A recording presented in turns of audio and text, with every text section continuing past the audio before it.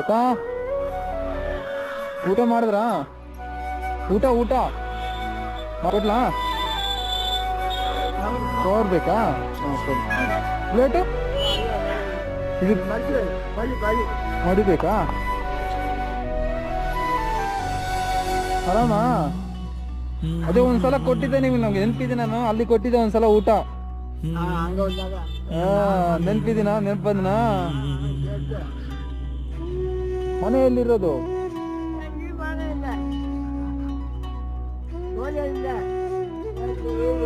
ಇಲ್ಲೇ ಮಲ್ಕೊಂತೀರ ಈ ತರ?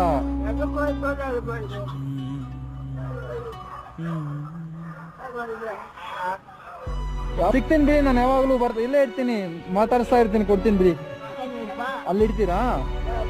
ಆಯ್ತಾ? ಹುಷಾರ್.